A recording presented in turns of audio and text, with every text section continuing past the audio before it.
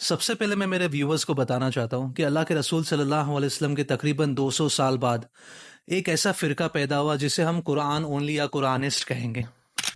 تو یہ جو فرقہ ہے یہ بیسکلی اس چیز پر بلیو کرتا ہے کہ ہم صرف قرآن پر یقین رکھیں گے اور اس کے علاوہ کوئی چیز پر نہیں، چاہے وہ صحیح حدیث ہو، ضعیف حدیث ہو، یہاں تک کہ حدیث القدسی پر بھی ہم یقین نہیں کریں گے، ان ساری چیزوں کو ریجیکٹ کر دیں گے۔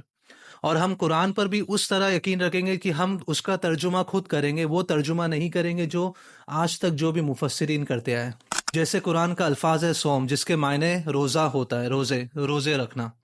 ان کے حساب سے نہ ہی روزہ ہوتا ہے، نہ ہی افطاری ہوتی ہے، نہ ہی سحور ہوتا ہے، یہاں تک کہ رمضان بھی نہیں ہوتا ہے۔ کتنی عجیب بات ہے کہ اللہ کے رسول صلی اللہ علیہ وسلم کے جانے کے بعد بہت سارے فرقے پیدا ہو گئے تھے، خوارج، شیعہ، اہل سنت اور ایسے بہت سارے فرقے پیدا ہو گئے، لیکن اس میں بھی ایک خوبصورتی یہ ہے کہ یہ سارے فرقے پیدا ہونے کے باوجود بھی ہم ایک کامن گراؤنڈز رکھتے ہیں۔ ہمارے سامنے اگر اللہ کے رسول صلی اللہ علیہ وسلم کا نام 100 مرتبہ بھی اگر لیا جائے تو ہم اللہ کے رسول صلی اللہ علیہ وسلم کے اوپر ہر بار درود بھیجیں گے، لیکن یہ جو فرقہ ہے یہ اس چیز کو بھی نہیں مانتا ہے کہ اللہ کے رسول صلی اللہ علیہ وسلم قیامت کے دن ہماری شفاعت کریں گے۔ ہماری نماز نہیں ہوگی اگر ہمارا رخ کعبہ کے سامنے نہ ہوا تو، لیکن ان کے حساب سے صلاح کا ترجمہ تو نماز ہے ہی نہیں، تو آپ رکعتیں، تشہد وغیرہ تو چھوڑ ہی دو۔ 1400 سال پہلے جس کلمات کا استعمال کر کے حضرت بلال نے اذان دیے تھے، ہم وہی کلمات آج بھی استعمال کرتے ہیں، لیکن ان کے حساب سے تو اذان بس ایک اعلان ہے، اس کے کوئی کلمات نہیں ہوتے۔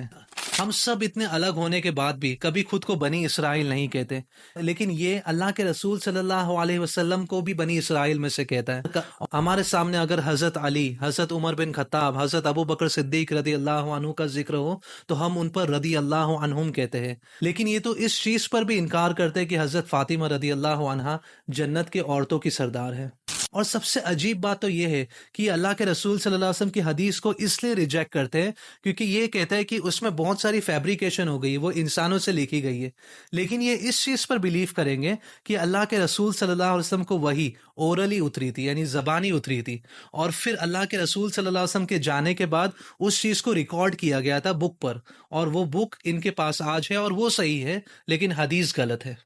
خیر، میں اگر چاہوں تو دلیل پہ دلیل دیتا جاؤں، لیکن اس ویڈیو کا مقصد بحث کرنا نہیں ہے، بلکہ آپ کو کچھ فیکٹ بتا کر آپ سے غور کروانا ہے۔ میں آخری بات بس یہ کہنا چاہتا ہوں کہ آپ ابراہیم علیہ السلام کو تو مانتے ہیں،